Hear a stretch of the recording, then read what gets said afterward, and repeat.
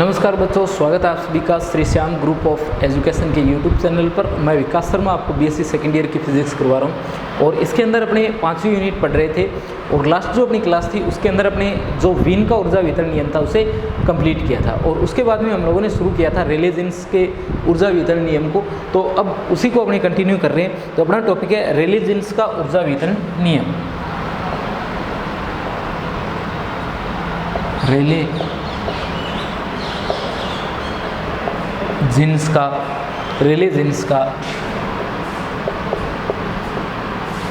ऊर्जा वितरण नियम। रेले जीन्स का ऊर्जा वितरण नियम। तो देखिए रेले जीन्स जो है इसके ऊर्जा वितरण का जो नियम है वो अपने को क्या बताता है। तो इसके अंदर अपने कुछ एक बातें पहले कर चुके हैं कि जो रेले जीन्स थे उन्होंने क्या किया, जो अपने पास में सांख्यिकी आधार है और इसके अलावा जो अपनी प्रायिकता वगैरह है उन सभी को उन्होंने क्या कर लिया, काम में ले लिया। एक तो उन्होंने क्या किया, जो अपने पास में विद्युत चुंबकीय उसे काम में लिया और एक उन्होंने क्या किया, अप्रगामी तरंगों के रूप में इसे माना। और एक तो उन्होंने क्या किया, ये माना कि ये अप्रगामी तरंगों का प्रारूप बना रही है और दूसरा उन्होंने किसे काम में लिया, जो विद्युत चुंबकीय और साथ में आपके पास में जो सांख्यिकी है उस सांख्यिकी आधार को काम में लेकर के क्या किया, इसकी व्याख्या की। उन्होंने ये माना कि जो अपने पास में कृष्णिका कक्ष है, जैसे ये अपने पास में क्या है, कृष्णिका कक्ष है। इस कृष्णिका कक्ष के अंदर जो अपने पास में विकिरणें ये क्या करती है, अप्रगामी तरंगों के प्रारूप बनाती है। ठीक है, अप्रगामी तरंगों के क्या बनाती है, ये प्रारूप बनाती है। और ये प्रारूप जब निर्मित होते हैं तो वहाँ पर क्या होते हैं, कंपन होते हैं। और एक कंपन जो है उस एक कंपन को उन्होंने क्या नाम दिया, एक कंपन को उन्होंने कंपन विधा का नाम दिया। ठीक है, एक कंपन को उन्होंने क्या कहा, एक विधा या एक कंपन विधा का नाम दिया। अब उन्होंने क्या किया, गणनाएं की म्यू और म्यू प्लस डी म्यू आवृत्ति के मध्य कंपनों के मुक्त विधाओं की। तो अब अपने आगे बढ़ते हैं और बात करते हैं कि रेले जीन्स ने गणना किस प्रकार से की। उन्होंने क्या किया, अपने पास में जो ये तरंग प्रारूप बन रहे हैं इनकी एक निश्चित आवृत्ति ली और इस आवृत्ति के मध्य एकांक आयतन में सभी कंपन विधाओं की संख्या ली। यानी उन्होंने क्या किया, आवर्ती अंतराल लिया, आवर्ती अंतराल, और वो आवर्ती अंतराल कितना लिया, न्यू तथा new plus D new, new तथा न्यू प्लस डी न्यू के मध्य एकांक आयतन में कंपन विधाएं जो है उन कंपन विधाओं की उन्होंने गणना की। उन सभी कंपन विधाओं की जो संख्या उनको प्राप्त हुई वो प्राप्त हुई एन न्यू और डी न्यू, एन न्यू और डी न्यू।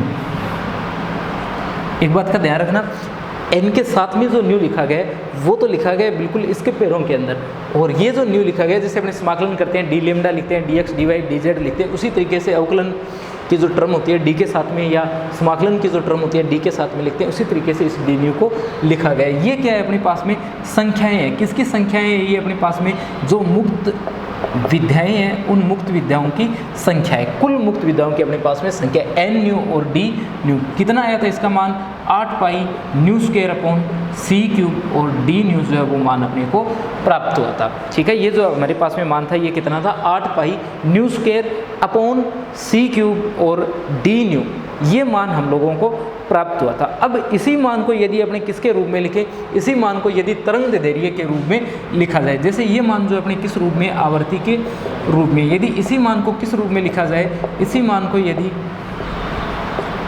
तरंग दैर्ध्य के रूप में लिखा जाए, ये बनता है एन लेमडा डी लेमडा 8 पाई और साथ में आ जाएगा लेमडा की पावर 4 और डी लेमडा। और इक्वेशन सेकंड क्या बन जाता है, 8 पाई अपॉन लेमडा की पावर 4 और डी लेमडा। ठीक है, डी लेमडा और साथ में क्या है, एन लेमडा और डी लेमडा है। देखिए इस इक्वेशन से ये इक्वेशन बनाई गई है। ठीक है, ऊपर वाली इक्वेशन जो है अपने पास में किसके रूप में, आवर्ती के रूप में, और ये जो नीचे वाली इक्वेशन है ये अपने पास में किस रूप में है, तरंग दैर्ध्य के रूप में। आप लोग इसे सोल्व भी कर सकते थे। जैसे आप लोग जानते हो न्यू इक्वल क्या होता है, न्यू इक्वल होता है सी अपॉन लैम्डा। ठीक है, इस फॉर्मूले को आप लोग काम में लेते।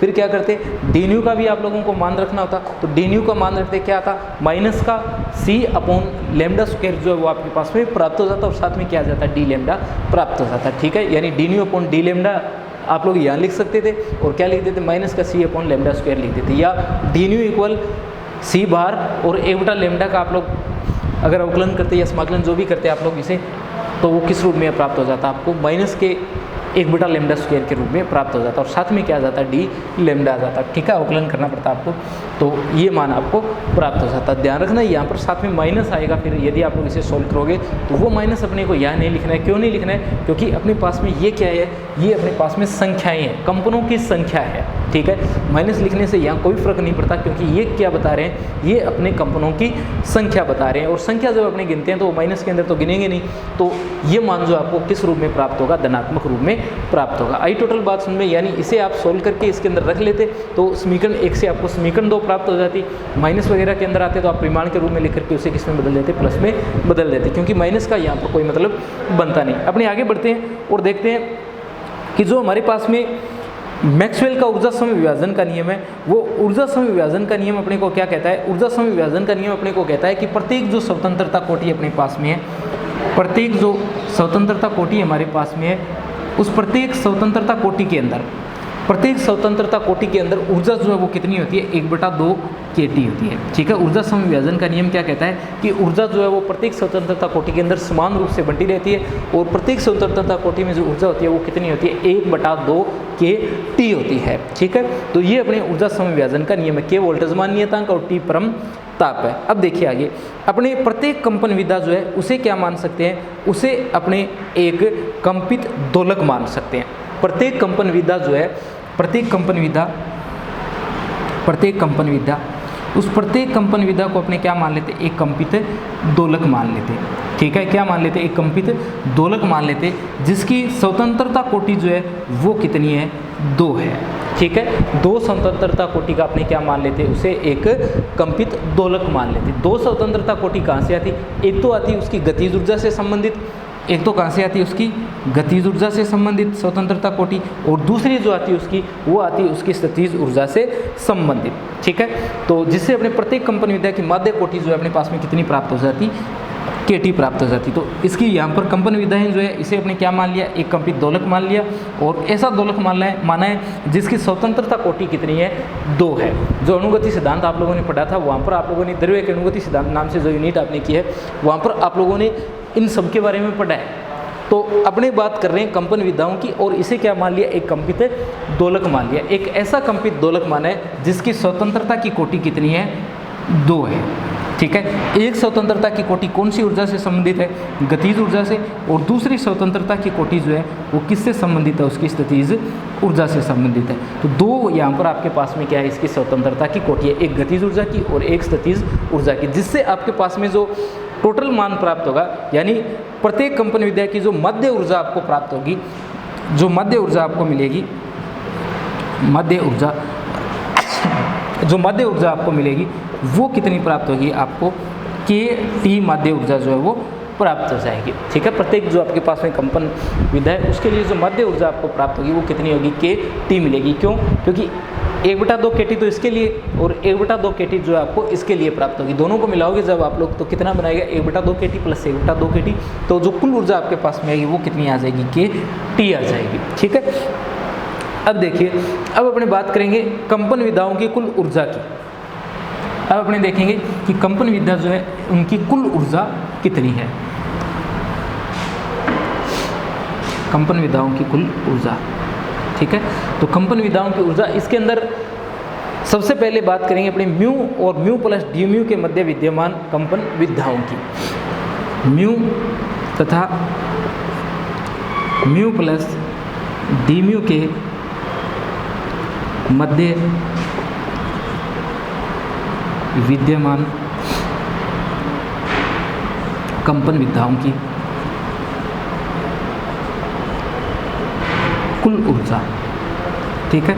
तो कुल ऊर्जा, तो एक तो आपके पास में उनकी संख्या आपको पता होना चाहिए, तो उनकी संख्या तो कितनी है, एन न्यू और डी न्यू, यानी ये जो टर्म लिखी गई है ये आपके पास में क्या है, उनकी संख्या है। दूसरा, प्रत्येक जो आपके पास में कंपन विधा है उसकी ऊर्जा, प्रत्येक कंपन विधा की ऊर्जा आपके पास में कितनी है, के टी है। तो इस के टी को आप लोग क्या कर दोगे, इससे मल्टीप्लाई कर दोगे। जैसे ही आप इसे मल्टीप्लाई करोगे आपके पास में क्या आ जाएगी, कुल ऊर्जा जो है उसका मान आ जाएगा। ठीक है, कुल ऊर्जा का मान देखिए कितना आएगा।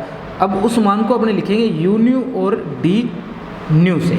ठीक है, उसे किससे लिख दिया, यू न्यू और डी न्यू से अपने से लिख दिया। ये बना 8 pi nu square upon C cube और डी न्यू इंटू क्या आ जाएगा, के टी आ जाएगा। ठीक है, और इसे आप लोग क्या लिख सकते हो, इसे लिख सकते हो you new D new equal 8 pi K T, 8 pi K T new square upon D new और सी क्यूब। ठीक है, 8 पाई के टी और nu square D nu upon C cube, ये अपने पास में ऊर्जा आ गई। इसी तरीके से अपने बात कर लेंगे लैम्डा और लैम्डा प्लस डी लैम्डा के मध्य विद्यमान कंपन विद्याओं की। तो लैम्डा और लैम्डा प्लस डी लैम्डा के मध्य कंपन विद्याओं की अगर ऊर्जा आपको ज्ञात करनी हो तो देखिए कितनी आएगी। तो इस समय आपके पास में जो ऊर्जा आएगी, तो सबसे पहले तो आप लोग इसे देखोगे, यानी ये तो अपने न्यू और न्यू प्लस डी न्यू के मध्य कंपन विद्याओं की ऊर्जा की बात की है। अब अपने ऊर्जा की बात करें किसके मध्य, लैम्डा तथा लैम्डा प्लस डी लैम्डा के मध्य।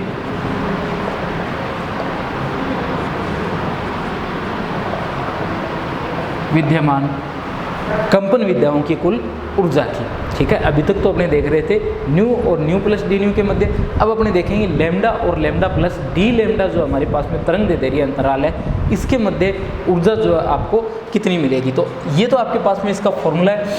इससे पहले तो लिखोगे यू लैम्डा और डी लैम्डा, और किसके बराबर आएगा, 8 पाई अपॉन लैम्डा की पावर 4, तो ये पहले से लिखा हुआ है, और साथ में कितना लिखा हुआ है, इसके डी लैम्डा लिखा हुआ है। ये जो आपके पास में समीकरण है इसकी बात कर रहे हैं, और इसे किससे मल्टीप्लाई कर देना है, आपको के टी से मल्टीप्लाई कर देना है। जैसे ही के टी से मल्टीप्लाई करोगे ये बनेगा you lambda D lambda equal 8 pi K T upon lambda की पावर 4 और डी लैम्डा। ठीक है, ये अपने पास में क्या आ जाएगा, फॉर्मूला आ जाएगा 8 पाई के टी अपॉन लैम्डा की पावर 4 और डी लैम्डा।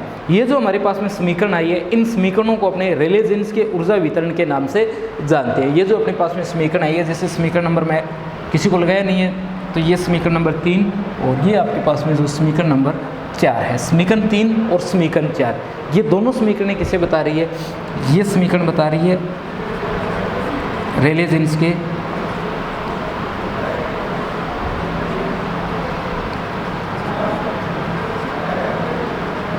ऊर्जा वितरण नियम को। ठीक है, ये समीकरण किन्हें बता रही है, रेले जीन्स के ऊर्जा वितरण के नियम को बता रही है। यहाँ जो समीकरण लिखी गई है ये किस रूप में बता रही है, आवर्ती के रूप में, आवर्ती के रूप में रेले जीन्स के ऊर्जा वितरण को बता रही है। और ये जो समीकरण है ये तरंग दैर्ध्य के रूप में रेले जीन्स के ऊर्जा वितरण नियम को बता रही है। यानी दोनों ही समीकरण जो अपने किसे बता रही है, रेले जीन्स के ऊर्जा वितरण नियम को बता रही है। ये समीकरण आवर्ती के रूप में, और वो जो समीकरण लिखी गई है वो तरंग दैर्ध्य के रूप में रेले जीन्स के ऊर्जा वितरण नियम को बता रही है। ठीक है, तो ये दोनों समीकरण अपने पास में रेले जीन्स की ऊर्जा वितरण की समीकरण। आगे बढ़ते हैं, अपने इन नियमों की क्या करते हैं, तुलना करते हैं। तो ये नियम जो अपने सिर्फ किसके लिए प्राप्त होते हैं, ये दीर्घ तरंग दैर्ध्य के लिए बिल्कुल सही मेल खाते हैं। ठीक है,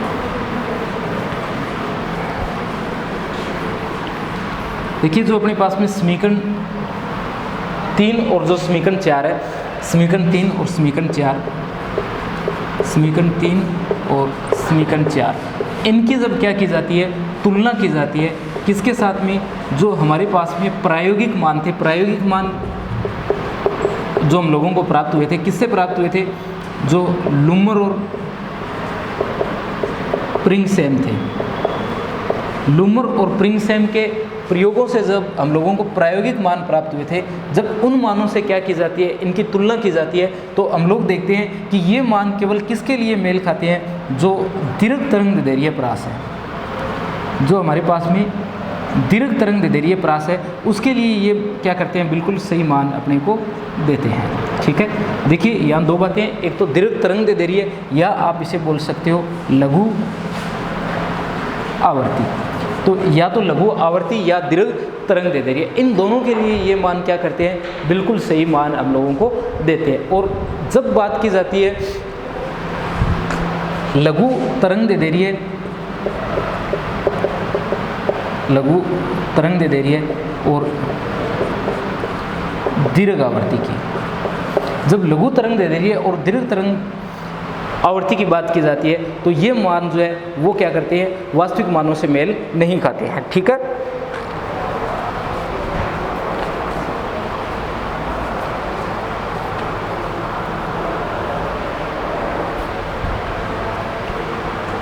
देखिए आगे अपने इसमें तो मैंने आपको बताया कि जब ये समीकरण 3 और 4 जो हम लोगों को प्राप्त हुई है, इस समीकरण 3 और 4 की जब क्या की जाती है, तुलना की जाती है। क्योंकि अपने तो ये था टॉपिक, तो प्रायोगिक मान अपने को प्राप्त हुआ था, प्रायोगिक ग्राफ प्राप्त हुआ था, जो किसने दिया था, लूमर और प्रिंगसेम ने दिया था। उस ग्राफ से करनी है अपने को तुलना। क्यों?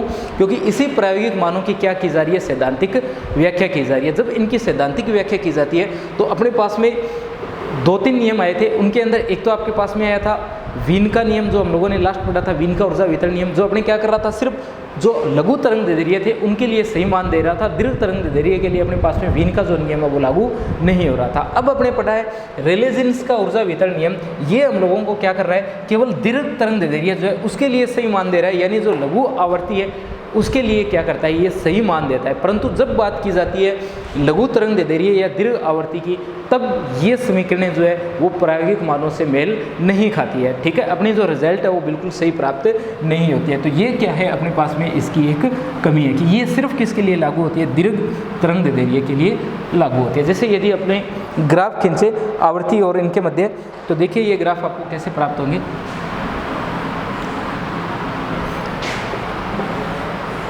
जैसे ये अपने ग्राफ खींच रहे हैं, एक तो अपने पहले प्रायोगिक वक्र खींच लेते हैं दोनों के लिए। तो ये तो कौन से वक्र है,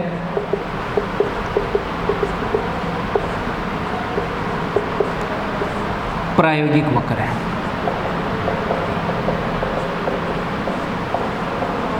ये हमारे पास में जो वक्र है कौन से वक्र है, प्रायोगिक वक्र है। किनके मध्य खींचा गया है ये तो इस तरफ अपने आवर्ती ले लेते हैं और इस तरफ अपने तरंग दे रही है लेमडा ले लेते हैं। यहाँ अपने ऊर्जा जो है यू लेमडा ले लेते हैं और इस तरफ अपनी ऊर्जा जो है वो यू न्यू ले लेते हैं। ठीक है, इनके मध्य क्या कर देते हैं, इन ग्राफों को खींच देते हैं। ध्यान रखना, आप लोगों ने पढ़ा था ई लेमडा के बारे में, तो ये ई लेमडा के बराबर ही मान प्राप्त होता है यदि आप लोग इसे क्या कर देते हो, मल्टीप्लाई कर देते हो डी लेमडा से और इसे मल्टीप्लाई कर देते हो डी न्यू से। उसका जब आप लोग क्या करते हो, समाकलन करते हो, तब आपको टोटल मान जो है वो प्राप्त हो जाता है। तो अपने इन सूत्रों की या इन ग्राफों की यदि बात करें तो ये आपको ग्राफ प्राप्त होता है, किसके लिए, प्रायोगिक ग्राफ जो है वो हम लोगों को प्राप्त होता है। ये प्रायोगिक ग्राफ अपने को प्राप्त होता है। ये जो मान है ये आवर्ती का मैक्सिमम मान है और यहाँ ये जो मान है ये तरंग दे रही है लेमडा का क्या है, मैक्सिमम मान है। ठीक है, तो अपने जो यू लेमडा का अधिकतम मान प्राप्त हो रहा है लेमडा एम पर और यू न्यू का मान प्राप्त हो रहा है न्यू एम पर। ठीक है, जब इनकी तुलना की जाती है तो प्रायोगिक वक्र की जब अपने क्या करते हैं, तुलना करते हैं, तो रेले जीन्स का जो नियम है, रेले जीन्स का जो नियम है ये किसके लिए लागू होता है, सिर्फ लागू होता है ये दीर्घ तरंग दे रही है के लिए। किसके लिए, दीर्घ तरंग दे रही है के लिए या लघु आवर्ती के लिए। तो या तो दीर्घ तरंग दे रही है के लिए लागू होगा या फिर किसके लिए लागू होगा, ये लघु आवर्ती के लिए लागू होगा। तब अपने ये जब ये वक्र खींचे जाते हैं तो यहाँ तक तो ये ठीक आते हैं, परंतु इसके बाद में ये वक्र जो है क्या कर देता है, विचलन दर्शाना प्रारंभ कर देता है। जैसे यहाँ से ये क्या कर देता है, इस प्रकार से विचलन दर्शाना प्रारंभ कर देता है। जैसे ये मैक्सिमम की ओर जाकर के ये नीचे की ओर आना था, परंतु ये इस ओर आगे बढ़ना शुरू हो जाता है। इसी तरीके से ये जो अपने पास में वक्र आ रहा है ये मैक्सिमम की ओर जाना था, परंतु ये मैक्सिमम की ओर ना जाकर के इस प्रकार से ये विचलन दर्शाना शुरू कर देता है। यानी ये जो अपने पास में वक्र है ये कौन सा है, रेले जीन्स का वक्र है। ठीक है, और ये वक्र भी कौन सा है, रेले जीन्स का वक्र है। ठीक है, तो इन दोनों सूत्रों से समीकरण 3 और जो आप 4 आपने प्राप्त किए, यहाँ से हम लोग देख सकते हैं कि रेले जीन्स का नियम जो है वो सिर्फ दीर्घ तरंग दे रही है और लघु आवर्ती के लिए लागू होता है, इसके अलावा ये लागू नहीं होता है। और पीछे जो हम लोगों ने पढ़ा था ये वो किसके लिए लागू हो रहा था, वीन का नियम, वो लघु तरंग दे रही है और दीर्घ आवर्ती के लिए लागू हो रहा था। कुल मिलाकर के इतने ग्राफ की व्याख्या तो कौन कर रहा है, जो अपने पास में वीन का नियम था, और इतने की कौन कर रहा है, रेले जीन की कर रहा है, पर दोनों साथ नहीं कर रहे हैं। यही बात यहाँ पर ये लागू हो रही है। आगे बढ़ते हैं अपने और बात करते हैं इन्हीं वक्रों की तो देखिए इसमें जब हमारे पास में क्या प्राप्त होना शुरू हो जाता है, जब अपने पास में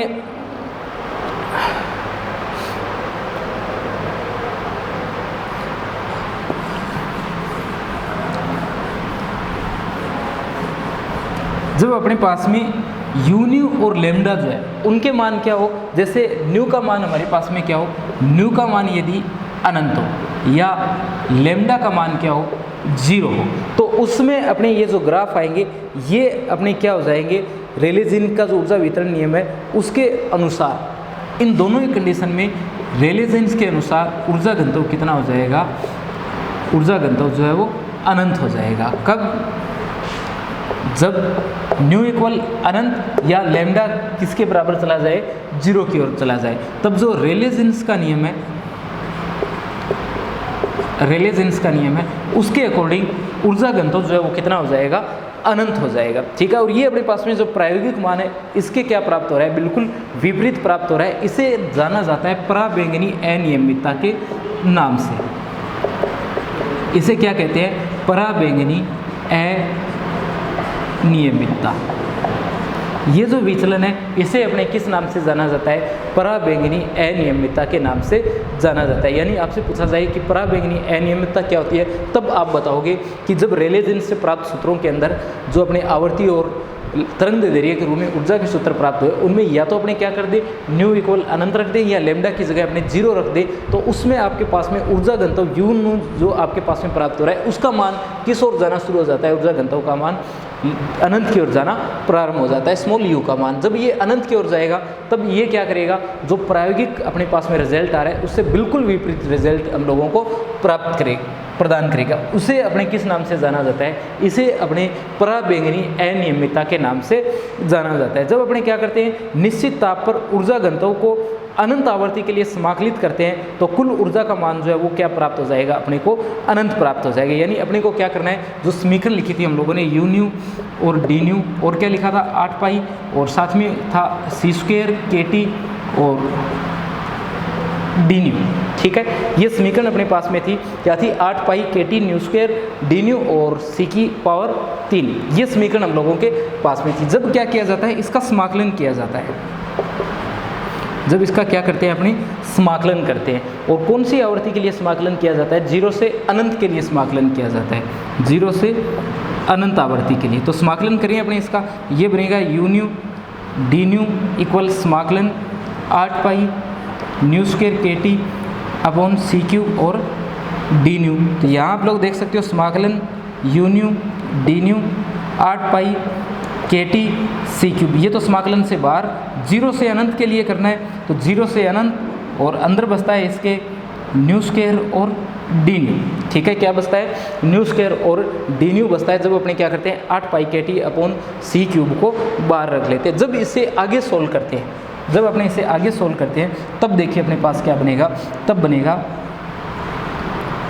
यू न्यू डी न्यू बराबर 8 पाई K T upon C cube और इसका जब समाकलन किया जाएगा न्यू की पावर 3 अपॉन 3 0 से अनंत। ठीक है, न्यू स्क्वायर का जब समाकलन करोगे तो कितना आएगा, न्यू की पावर 3/3 आएगा। तो अपने लिख दिया न्यू की क्यूब अपॉन 3। इस 3 को अपने बाहर ले आते हैं पहले तो देखिए ये क्या बनेगा, समाकलन करने के बाद में ये बनेगा यू न्यू डी न्यू बराबर 8 पाई के टी और 3 सी क्यूब और अंदर बचा न्यू क्यूब 0 से अनंत। तो ये मान आपको क्या प्राप्त हो जाता है, अनंत प्राप्त हो जाता है। ये किसका मान है, ये आपके पास में कुल ऊर्जा घनत्व का मान है। ठीक है, कुल ऊर्जा घनत्व स्मॉल यू का मान है। तो कुल ऊर्जा घनत्व स्मॉल यू जो है वो आपको क्या प्राप्त हो जाता है, अनंत प्राप्त हो जाता है। जबकि अपने जब प्रयोगों की बात करते हैं तो प्रयोगों के अंदर अपने देखते हैं कि जो यू न्यू आवृत्ति है उसका मान एक बार तो क्या होता है, बढ़ता है, और एक बार बढ़ने के बाद में, यानी अपने पास में ये तो क्या है, सैद्धांतिक व्याख्या है जो किसने की है, रेले जीन्स ने की है। रेले जीन्स के अंदर अपने क्या किया है, ये जो अपने पास में समीकरण आ रही थी, तो ये समीकरण तो अपने एक फिक्स आवर्ती के ऊपर है। आवर्ती अपने पास में 0 से लेकर के अनंत तक हो सकती है। तो उसमें जब क्या किया जाता है, इसका समाकलन किया जाता है 0 से अनंत आवर्ती के लिए। तो इसे सोल्व करते हैं और ऊर्जा घनत्व, कुल ऊर्जा घनत्व का मान आएगा वो अपने पास में। इसका समाकलन करोगे ना इस साइड का, तो आपके पास में कुल ऊर्जा घनत्व U प्राप्त होगा। और कुल ऊर्जा घनत्व U का मान क्या प्राप्त हो जाता है, यहाँ से अनंत प्राप्त हो जाता है। पर जो प्रायोगिक मान आपको प्राप्त हो रहे थे, जो प्रयोगों के द्वारा आपको रिजल्ट प्राप्त हो रहा था, प्रयोगों के अंदर आपने देखा था कि ये जो आपके पास में ऊर्जा प्राप्त हो रही है, U जो आपके पास में आ रही है, एक निश्चित आवर्ती पर जो ऊर्जा घनत्व आ रहा है, इसका मान एक बार तो क्या होता है, बढ़ता है। जब प्रायोगिक ग्राफ की बात करते हैं तो एक बार तो इसका मान क्या होता है, बढ़ता है, फिर अधिकतम तक पहुंचता है और उसके बाद क्या हो जाता है, फिर से कम होना प्रारंभ हो जाता है। ठीक है, जो अपने पास में आवर्ती होती है μm, इस पर ये मान क्या हो जाता है, अधिकतम हो जाता है यहाँ जा कर के, और उसके बाद ये मान फिर से क्या होना शुरू हो जाता है, कम होना शुरू हो जाता है। देखिए एक बार तो मान क्या हो रहा है, बढ़ रहा है, फिर इस पॉइंट पर जाकर के मैक्सिमम हो रहा है और इस पॉइंट पर जाकर के फिर से मान क्या हो रहा है, अपना कम हो रहा है। परंतु जो सैद्धांतिक की व्याख्या कर रहे हैं उसके अंदर जब अपने आवर्ती का मान किस ओर जाना शुरू हो जाता है, अनंत की ओर जाना शुरू हो जाता है, तब ये ग्राफ नीचे की ओर नहीं आ रहा है, ये ग्राफ किस ओर जा रहा है, अनंत की ओर जा रहा है। पीछे मैंने वक्र बनाए भी थे, रेले जीन्स के जब अपने वक्र बनाए थे उसके अंदर भी आप लोगों ने देखा था, जब आप लोगों ने रेले जीन्स के लिए वक्र बनाए थे तो कुछ इस तरीके का वक्र अपने वहाँ खींचा था, इस तरीके से वक्र खींचा था, ये मैक्सिमम मान था।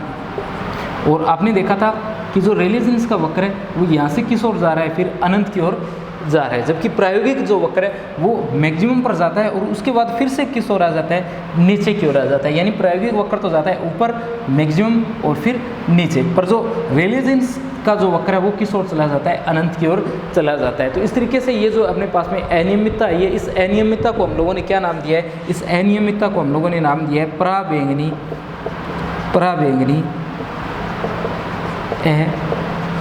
अनियमितता। ठीक है, ये जो अनियमितता हमारे पास में आई है इसे हम लोगों ने क्या नाम दिया है, पराबैंगनी अनियमितता नाम दिया है। अब देखिए आगे, अगर अपने टोटल जो दोनों नियम पढ़े हैं उससे बात करें तो कृष्णिका से उत्सर्जित विकिरणों में जब ऊर्जा के स्पेक्ट्रमी वितरण की व्याख्या आती है, जब ऊर्जा के स्पेक्ट्रमी वितरण की क्या करते हैं, अपनी व्याख्या करते हैं। कृष्णिका से जो विकिरणें उत्सर्जित हो रही है, हमारे पास में जो कृष्णिका है, हमारे पास में क्या है, कृष्णिका है। इस कृष्णिका से जो विकिरण उत्सर्जित हो रही है इसकी जब अपने क्या करते हैं, व्याख्या करते हैं, स्पेक्ट्रमी ऊर्जा वितरण की व्याख्या की जाती है। विकिरण उत्सर्जित हो रही है, इनके स्पेक्ट्रमी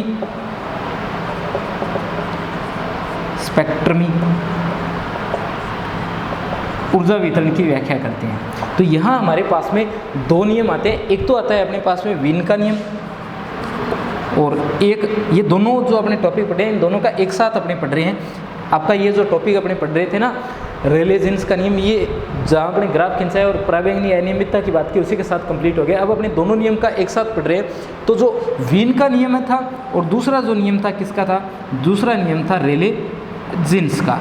ठीक है, दोनों ही नियमों के अंदर आपने देखा ये तो सिर्फ किसके लिए लागू हो रहा है, लघु तरंग दैर्ध्य के लिए, और ये किसके लिए लागू हो रहा है, ये लागू हो रहा है दीर्घ तरंग दैर्ध्य के लिए। ठीक है, तो आपके पास में दो नियम प्राप्त हो रहे हैं, एक तो सिर्फ किसके लिए लागू हो रहा है, लघु तरंग दैर्ध्य के लिए, और एक किसके लिए लागू हो रहा है, दीर्घ तरंग दैर्ध्य के लिए लागू हो रहा है। ठीक है, और ये जो वीन का नियम है ये अपने पास में जो दीर्घ तरंग दैर्ध्य आ रही है यानी ये इसके लिए लागू होता है। ये जो वीन का नियम है ये किसके लिए लागू नहीं होता, दीर्घ तरंग दैर्ध्य के लिए, और ये किसके लिए लागू नहीं होता, लघु तरंग दैर्ध्य के लिए लागू नहीं होता है। ठीक है, यानी अपने देख सकते हैं कि जो अपने पास में चिरसम्मत भौतिक विज्ञान है उसके जो नियम है वो दोनों नियम जो है वो क्या नहीं कर पाते, स्पेक्ट्रमी ऊर्जा वितरण की व्याख्या नहीं कर पाते, क्योंकि अपने पास में जो वीन का नियम है वो सिर्फ लघु भाग की व्याख्या करेगा, दीर्घ भाग की नहीं कर पाएगा, और जो रेले जीन्स का नियम है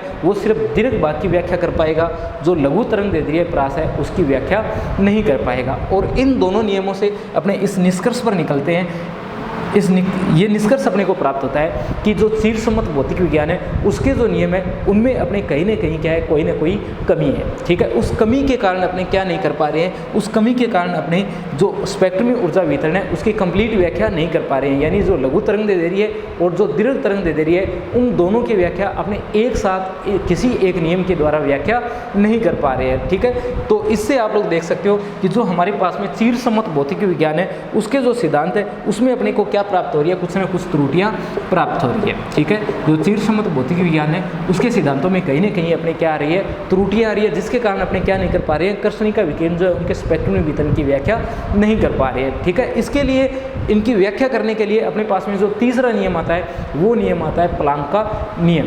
प्लांक क्या करेगा, इन दोनों का सुधरा हुआ रूप देगा जिससे अपने कर्षणिका के जो ऊर्जा वितरण है उसकी व्याख्या कर पाएंगे, जिसके बारे में अपने नेक्स्ट वीडियो में पढ़ेंगे।